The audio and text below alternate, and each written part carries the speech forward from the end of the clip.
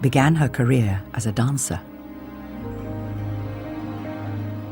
Marianne has come here to see what she can find out about her mother's life. My mother did talk a bit about her life as a young dancer, you know. Not enough. She was about 18.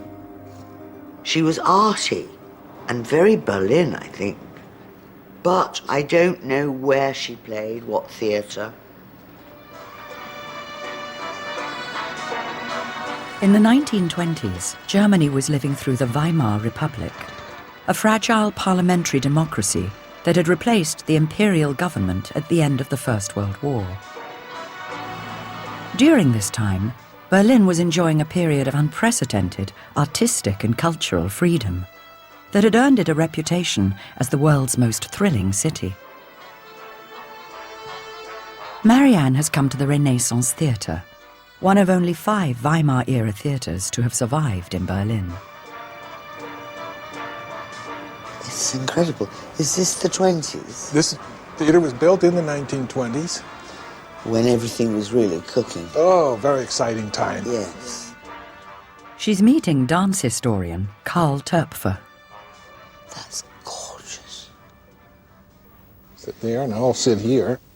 The dance world of that time, I believe, was unprecedented and unsurpassed. It had so many exciting personalities, so much creativity going on. Eva was a part of that. She did so many different interesting things. Eva pursued modern dance as well as cabaret dancing. She told me she danced with her friend Haida. Yes, Haida, her partner. They do duets, and they did these kind of mirror dances where they emulated each other's movements. These kinds of mirror dances with the same sex had a homoerotic dimension. I didn't know that. Yeah. Here we have a couple of more pictures, and they are, Eva and Haida, have got this parody of marriage. And she's playing the lady and Haida's playing the man. Audiences delighted in this kind of gender-bending performance. I love that one. It's wonderful. What a woman. I had no idea what she was doing. This is the contract for performing at the Barberina, 31st of December 1932 to 15th of January 1933. You look at these pictures, as you can see, it looks like a pretty opulent club. Wow. The contract with the Barberina is pretty impressive, since the Barberina represented the epitome of the Weimar nightclub culture. You know, she's just 20 years old. That's brilliant. Yeah. Clubs in Berlin, like the Barberina, where Marianne's mother performed, were infamous for their erotic and artistically adventurous performances. Their wild nightlife provided the inspiration for the film Cabaret. They did things in the theater that you weren't going to see in other cities. Was it really daring? Yeah, there were places where people made connections and different kinds of sexual inclinations circulated. And the stage acts encouraged it. They had a kind of reputation for risque and challenging. That's right. But Eva's avant-garde lifestyle was coming under threat.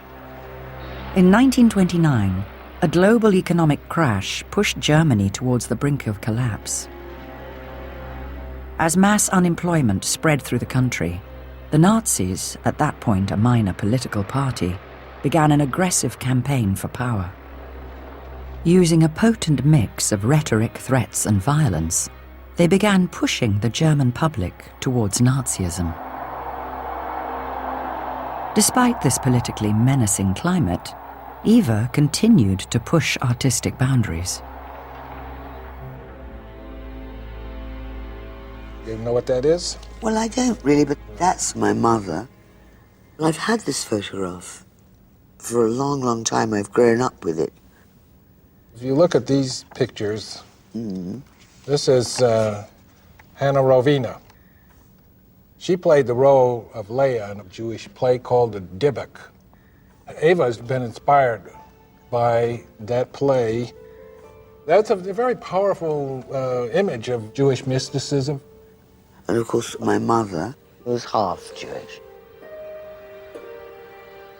The Dybbuk is a play about a young Jewish woman, Leah, who rebels against her father's wishes to marry her off to a rich suitor, and instead remains true to her dead lover. Leia is a woman following her desires independently of what this society around her wants her to do. I'm fascinated. I can't believe it that she was really doing that. The art scene in Berlin had been strongly influenced by Jewish intellectuals and performers.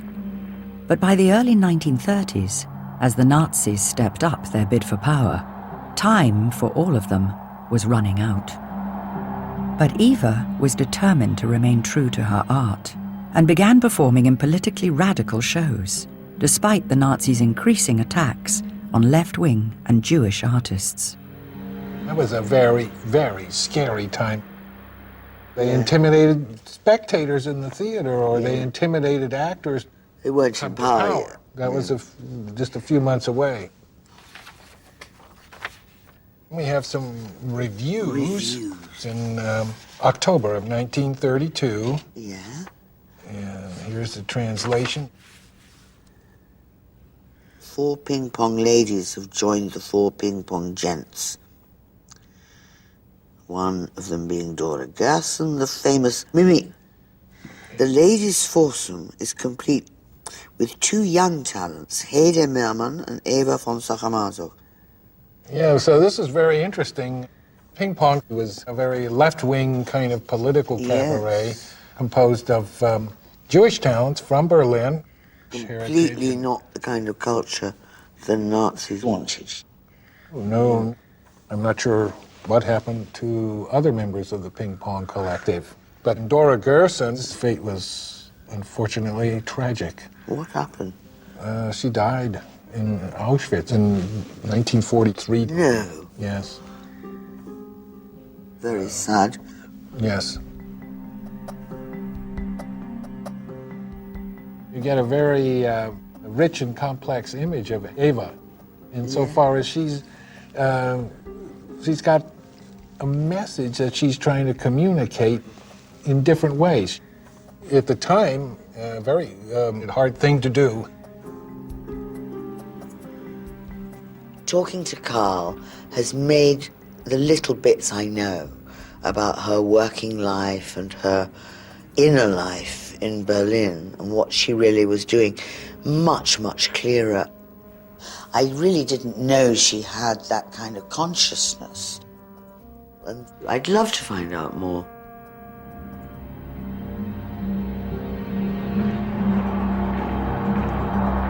In January 1933, Hitler came to power in Germany, promising to restore the nation's prosperity and purify public life. He immediately brought in laws excluding Jews from the civil service, the legal profession, and from schools and universities. Next, he began targeting Jews working in the arts, declaring, "Blood and race will once more become the source of artistic intuition." For half-Jewish Eva, the artistic freedom she'd enjoyed during the Weimar years was gone. Almost overnight, her opportunities to work began to shut down.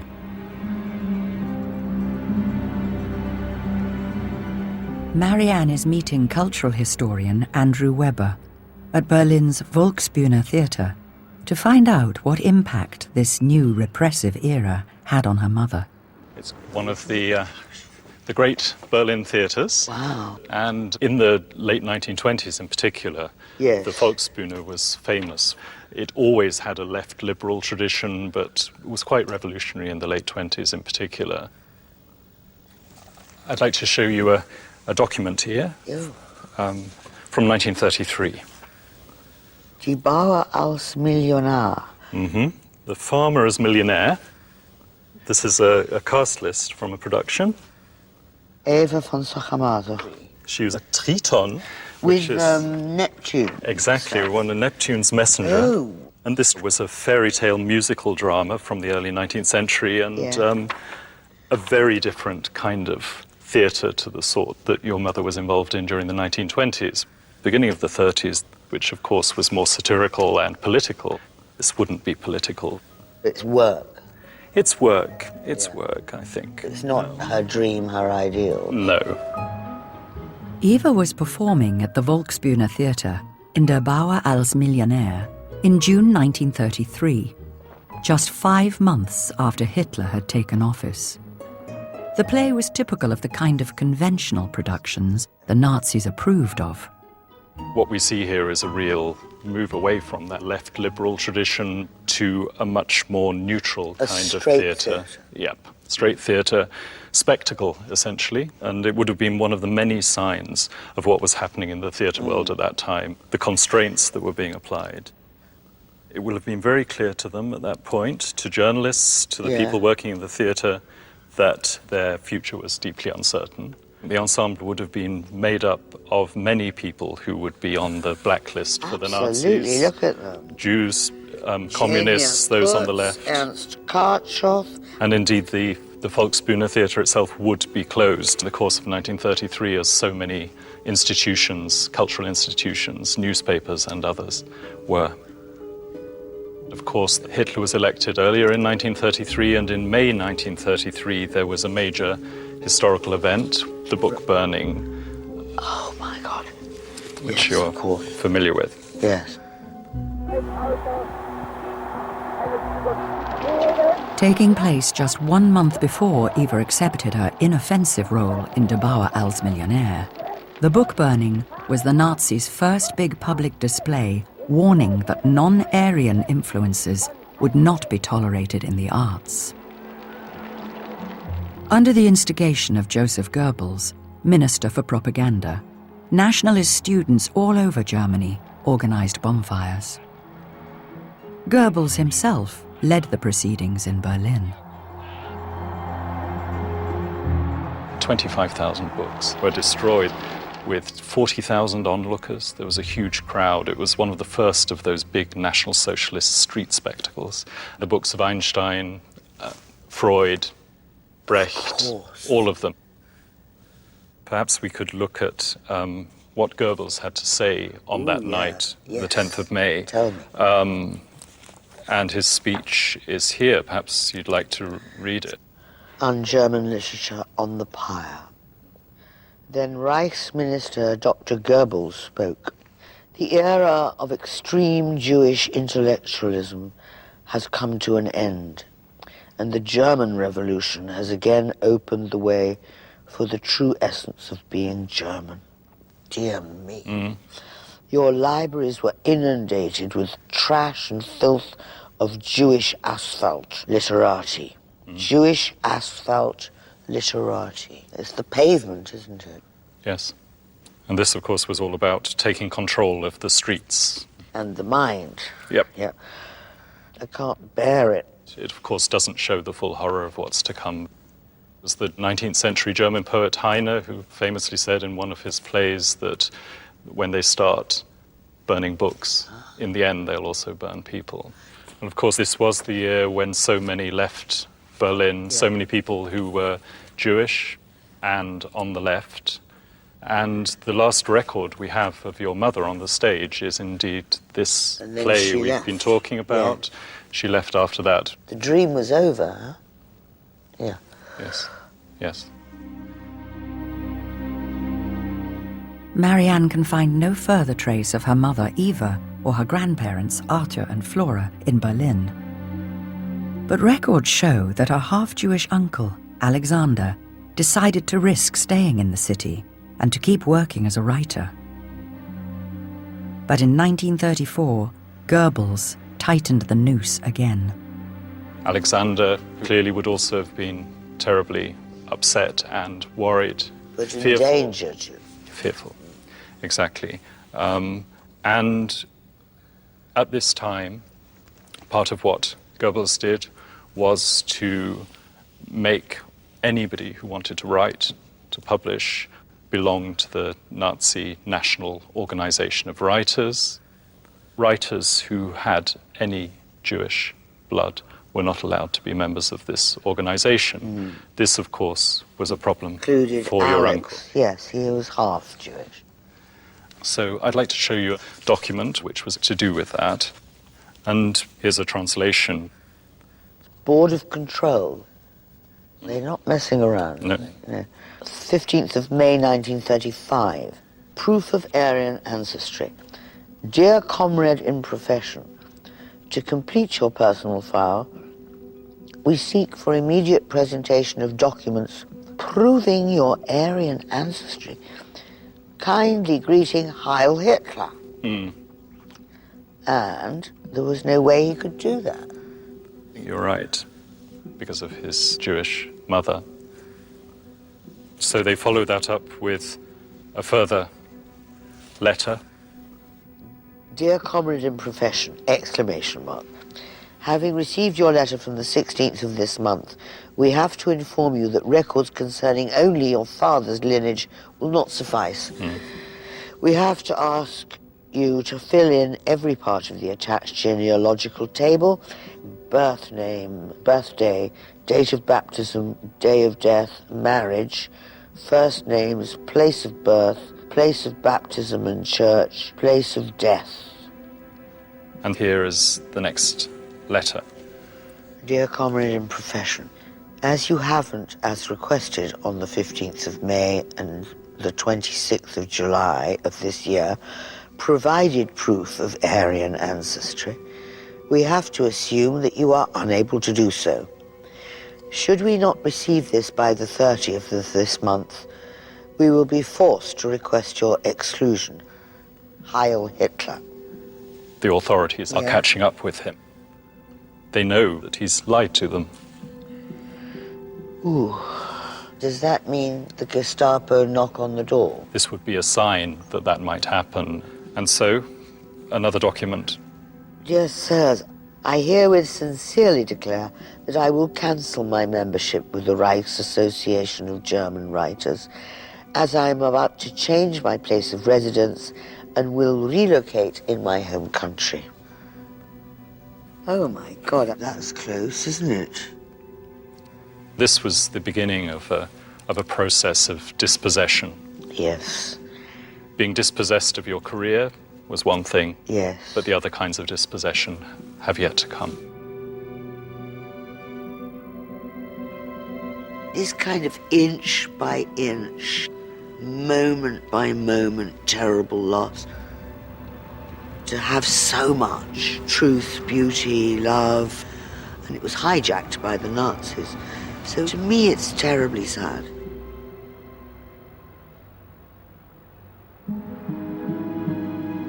Marianne knows that after fleeing Nazi Germany, her uncle Alexander went to Yugoslavia. The rest of the family returned to Austria, but she doesn't know when they arrived here or what happened to them. I've come to Vienna to find out about my grandparents, Flora and Arthur Sachermasoch, and my mother. I don't know exactly what they did. I'm longing to know what happened. She's come to the National Library to see if she can find any records about her family. She's meeting historian William Godsey. So, William, we were in Berlin, where my family went, and then in 1933 they left. And I would love to know exactly what happened. I think I have some documents here that might help us pick up the trail of your family.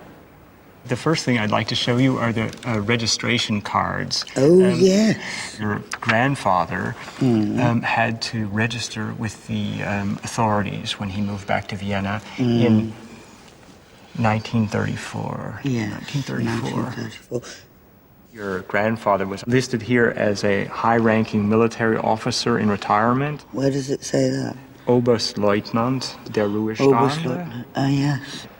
He was a lieutenant colonel In the First in the First World War. Yes.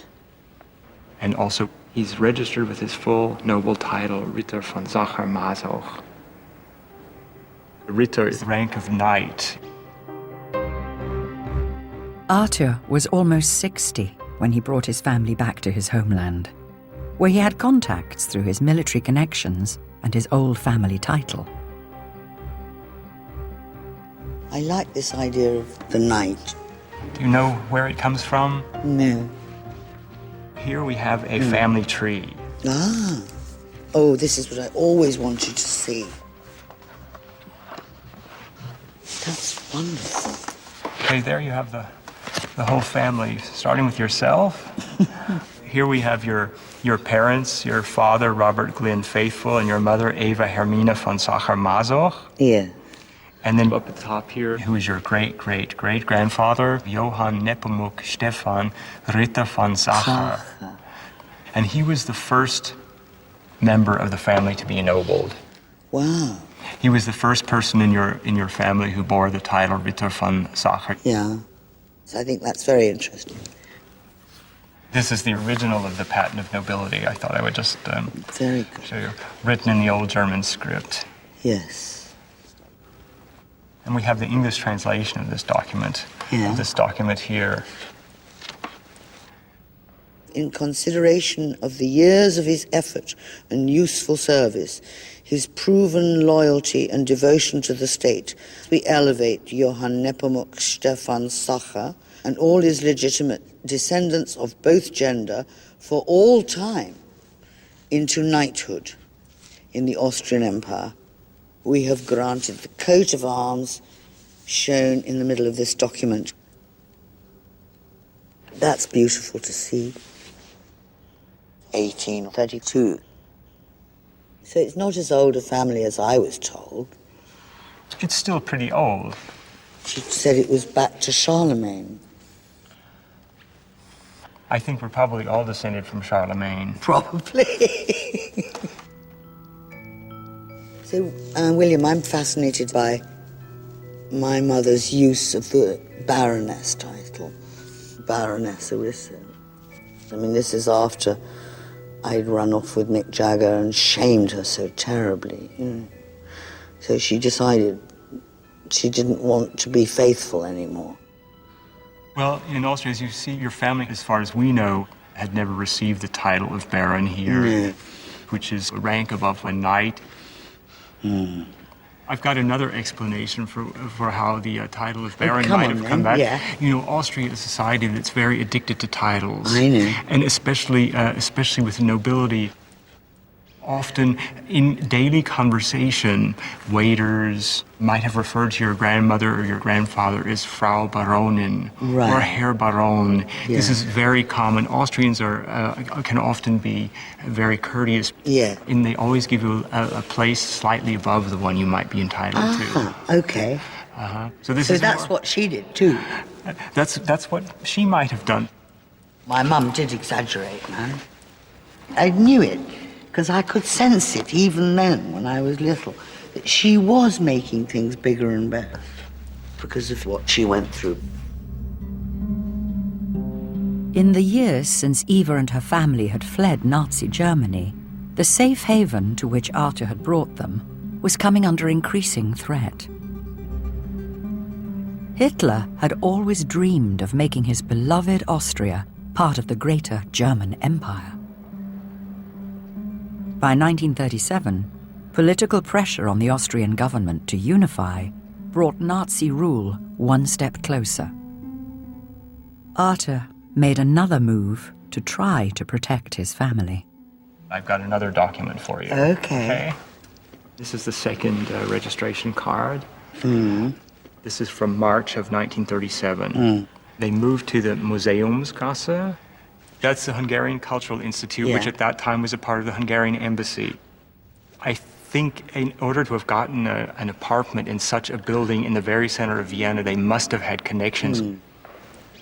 At that point, Austria was moving closer to Nazi Germany, and the pressure of Nazi Germany was increasing on Austria. And they may have seen moving into the Hungarian embassy as a form of protection against whatever might come. Maybe that was a little bit of diplomatic immunity. Possibly.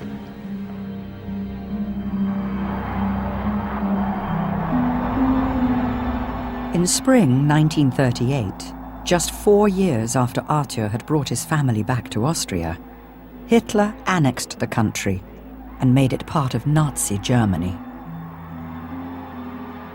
On the 15th of March, a triumphant Führer marched into Vienna, calling it his greatest achievement. Almost immediately, violence against Jews spread across the country, and anti-Semitic laws forcing them into ghettos and restricting all aspects of their lives were introduced. Life for Marianne's family was about to change, dramatically. My mother always told me that when the Nazis marched into Vienna, she lived a very dangerous life because my grandmother was Jewish. You know, it was a terrible game of tension and horror. It's just waiting and thresh off, and you don't know what's going to happen. I've often thought about it. I've always wanted to know. Marianne has come to meet historian Jeremy Noakes. Jeremy, it's really nice to meet you, and I'm very, very curious to find out what my family's life was during the war. And I'm nervous and I'm scared. I'm not surprised. It was a very dark period, I think, for all people in the position your family was in. Have a look at this document. This is, as you see, Nazi official document with the swastika stamp. Flora Sarah. That wasn't her name. What happened was that in 1938, the Nazis introduced a rule that all Jews had to take on an additional name. Women had to take on the name of Sarah, Sarah, and the men had to take on the name of Israel. Oh, dear, dear. Here's the translation. The Jew, Elizabeth Flora Sarah Sakamartok, wife of a lieutenant colonel, has accepted to carry the name Sarah as of today. It meant that officials would see immediately from their name, aha, we've got a Jew in front of us. Jesus. And this is her identity card made a few days later. And as you will see, there's a big J for Jude. I'm shocked. My grandmother, my lovely granny, Nana, we called her. But that's, in a sense, the beginning of the story. Your grandfather, her husband, was a protection, in fact. The point was that the Nazis introduced a distinction in Jewish German marriages between privileged and non-privileged.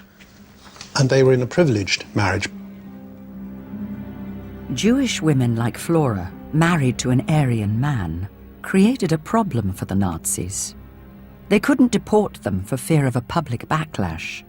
So they created a category of privileged marriage, which protected these women from the most extreme anti-Semitic laws. Within a year of the country being annexed, Austrian Jews faced the same fate as German Jews, as the Nazis began transporting them to the concentration camps. Those who could fled, but in 1941, the Nazis closed the borders to Jews wishing to exit. Now, there was no escape. But because they were married, Arthur hoped he could keep Flora safe. What would have happened if he had not been there? It would have been a much, much worse situation for her without Arthur. There would have been no question she would have been sent to the extermination camps. It's just horrendous. I think there's no question about that. Well, so far we've been talking about your grandparents, but of Yeah. course your mother was affected Yeah. by all this, and I'd like you to have a look at this document. This is simply a registration of address, basically, of where they're living. Yeah. But if you look at the top of the document, What does that mean? Mischling Ersten Grades, that means Mischling first degree, and that's what your mother was. Now, the Nazis had a problem with defining who was a Jew. Yes. They wanted to get rid of Jews, but who actually was a Jew? How Yeah. Jewish did you have to be to count as a Jew? In 1935, they introduced a regulation with a sort of intermediate stage between Jew and non-Jew. And that intermediate stage was called a Mischling. Now, Mischling in German basically means mongrel. Oh. It's a term used for dogs. No. In 1935, Hitler had issued the Nuremberg Laws, which defined degrees of Jewishness and outlined respective laws restricting a person's life depending on how Jewish they were. His goal had been to eliminate even the smallest degree of Jewish blood from Aryan life. A mongrel first degree was somebody who had one Jewish parent, like your mother. So this is another extraordinary document. Have a look at that. Yes. I don't know whether you've ever seen anything like that before. No. What the hell is it? This was published by the racial office of the Nazi Party. And you'll see they were subject to restrictions of marriage and sexual relations. Forbidden. Marriage between those of German blood and Jews. Oh, dear. Further, one should not enter into a marriage if it is expected that the offspring will jeopardize maintaining the purity of German blood. They are insane. They are. But basically what it meant was that your mother would not have been able to marry somebody who was non-Jewish. She would have been forced to marry somebody who was half Jewish or who was a Jew. This they couldn't have children, but they couldn't contaminate exactly, the they couldn't. bloodline That's anymore. right. Yeah. And you, of course, would have been a Mischling second degree. Quarter Jewish. Quarter Jewish. And so you would not have been allowed to marry Germans. They would have had to get permission, and the permission basically was a fraud. You would be subjected to a physical examination. But why? And they would look at your all aspects of your physique and try and... They really did that, this physiognomy thing. This was, serious stuff from their point of view. For example, a historian interviewed a large number of Mischlinge after the war, and there was one woman who wanted to be a nurse, and she was given a physical examination, and it turned out that her earlobes and breasts were not considered to be racially satisfactory, and so she was denied the possibility of becoming a nurse. Your mother wouldn't have been able to get employment at all because she was half Jewish. It's all completely insane. Yes, It's horrendous. As the war went on, the Nazis' plans for the Mischlinge, like Eva, were becoming more and more ominous. The noose was tightening towards the end of the war. There was a major dispute going on at the top of the regime with the party, the Nazi party leadership and the SS leadership pushing for Mischling first degree, your mother, to be deported with the rest of the Jews. My poor mother. Your mother's fate was, in a sense... hanging in the balance. That's right. It must have been an extraordinarily stressful time for your grandparents and for your mother, living, not knowing almost from day to day, what might happen. And that was very real, because anything could have happened. And just to show you how vulnerable and the kind of pressures, if you look at this red line there... Yeah. It says Gestapo, Yeah. 4A1, that was the department in the Reich Security Headquarters, which was basically the Gestapo. Yeah. And it says we should be informed of any change of address for this people. In other words, the Gestapo had their eyes on them. They were marked people. Yes. This department of the Gestapo specialized in dealing with opposition.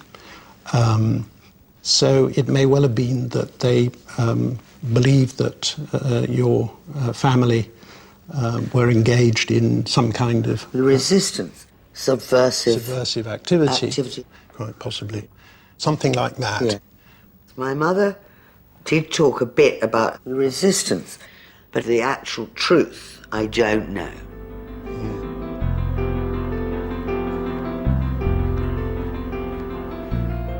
The first shock was my grandmother having to call herself Sarah because she was Jewish.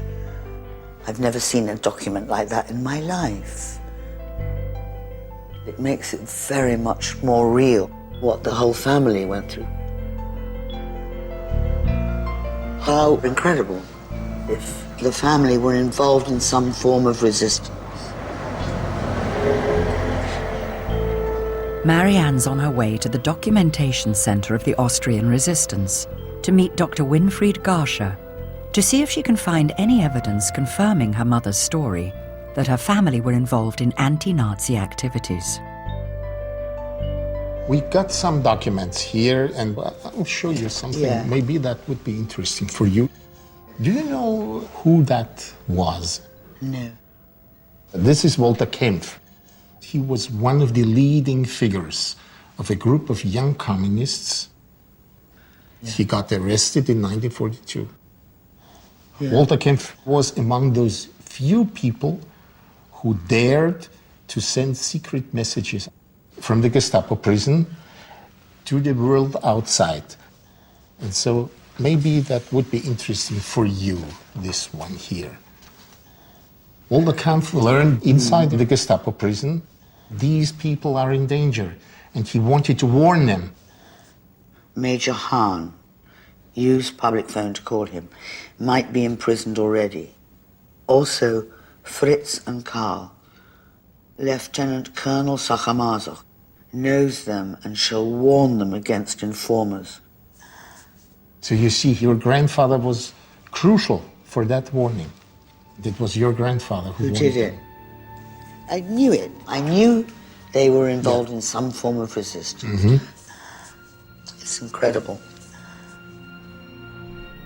This document is one of 2 secret messages smuggled out of the Gestapo prison by the resistance that mention Marianne's grandfather, Arthur Sacher-Masoch. These messages are the only contemporary evidence linking Arthur to the network. Unsurprisingly, those in the resistance were careful about what they wrote down. We have very little documents about how he behaved. It was oral. It was oral. He gave the information. Yeah. He warned other people. But because he was connected with Jews, it was too dangerous. Arthur had become involved with the communist resistance through his left-wing son, Alexander, who'd already fled to Yugoslavia. In an interview Alexander gave to a researcher in the 1970s, he explains how he introduced his father to the communists and how close the Nazis came to discovering Arthur's involvement in the resistance. This is a friend of mine. He helped me out here, and he will help you too. Make sure you are there for him when he needs you. My old father had to see the Gestapo 5 times. Oh. Once they hanged him from his hands. Jesus Christ. Do you know how old your grandfather was when he was arrested and hanged by his hands? I have no idea. Well, he was in his late 60s already. He? Yeah, and they tortured him in that manner.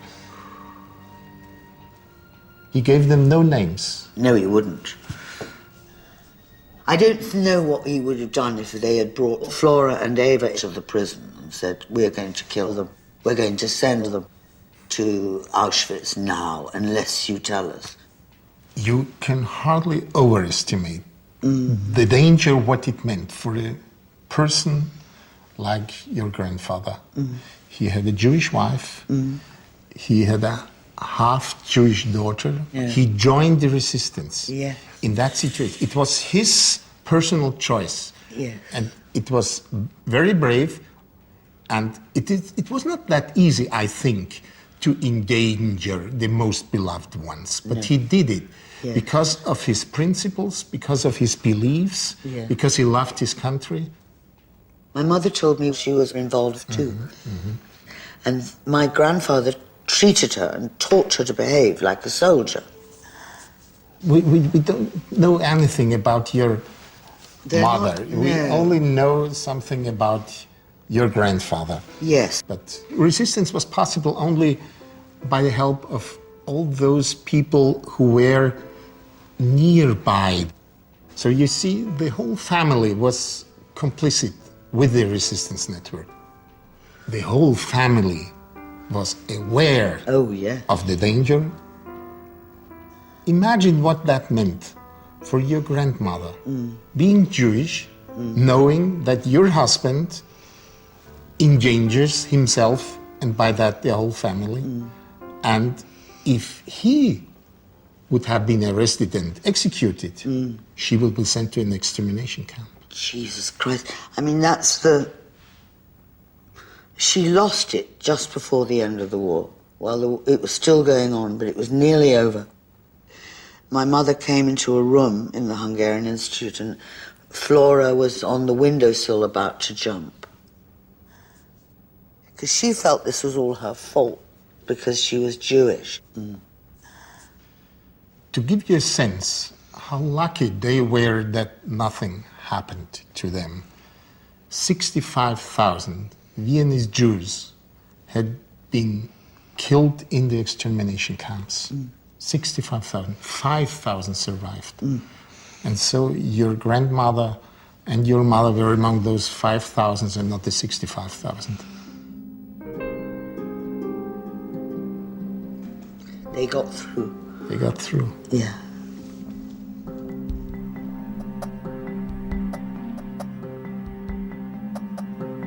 My goodness, I'm really astounded. You know, I didn't know exactly what my family did in the war here. I knew they were involved in resistance.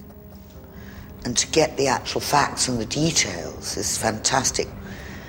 They were extraordinary people.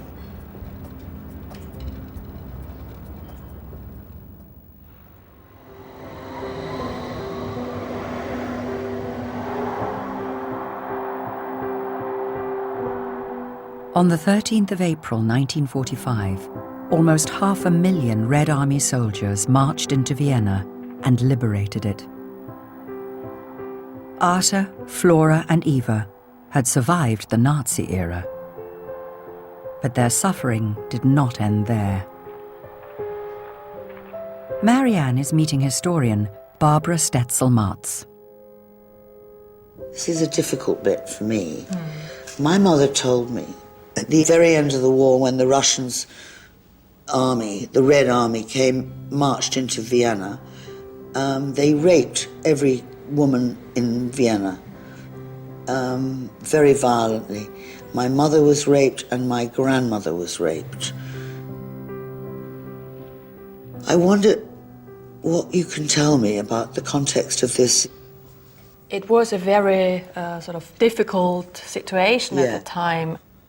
In Vienna alone, approximately 100,000 women were raped, which is a very, very high number, of course. Yeah. They just came and raped everybody. When the Red Army soldiers entered Austrian territory, there was this feeling of hatred in them. There was this strong Soviet propaganda that encouraged the soldiers to take revenge. Good God. And they did not make a difference then, in the end, in 1945, who was Austrian, who was German, because Austria still was part of the Third Reich. Yeah. It was a dangerous situation, miserable situation. And we know the trauma and the horror and the lifelong trauma. Yeah.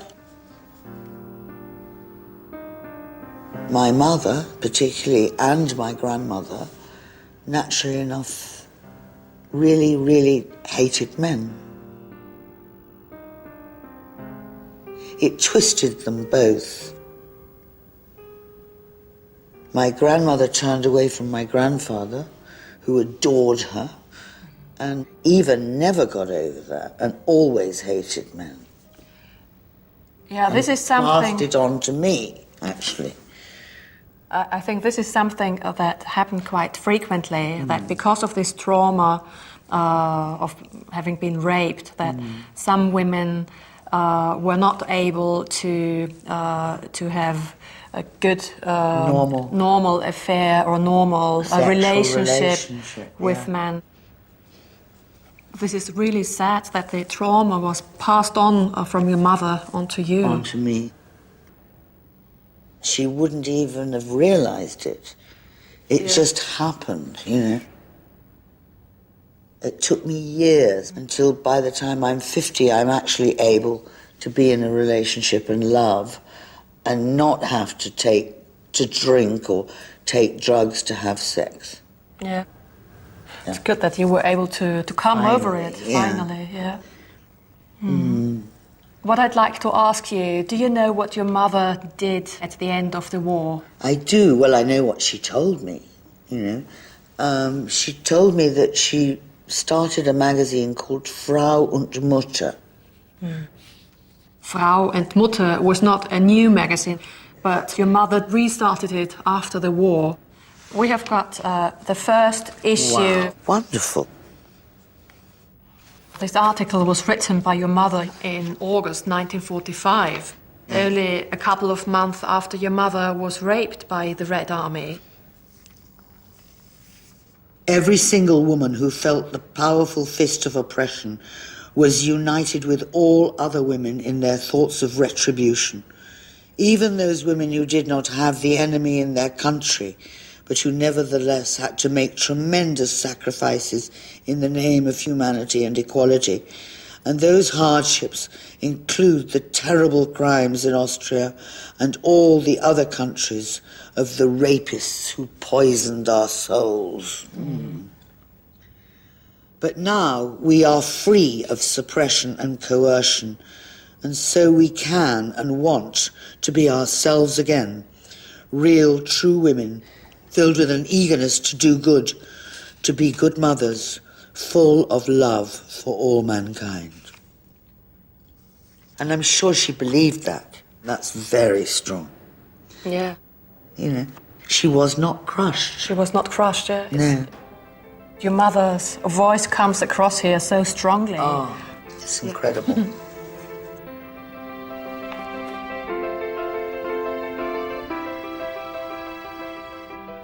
That article is extraordinary. I've never seen that before. It's always a thing to realize that your mother is much more than your mother, that she's a human being and a person with a real mission in life. What this program is doing for me is helping me to have much more understanding and compassion of Eva's sort of craziness when I was little.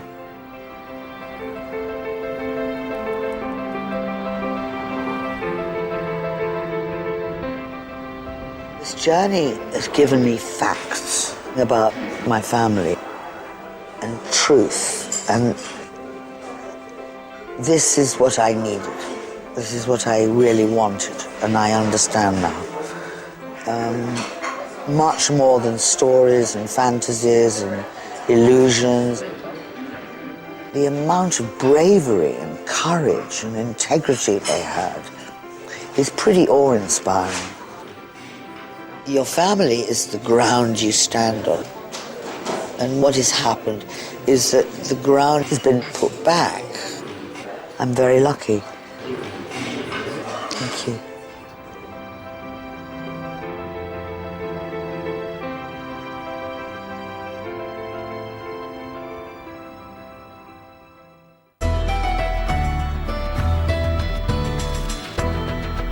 John Simpson is the next star to trace his past on Wednesday at 9. And why not research yours? Go online to bbc.co.uk/family history.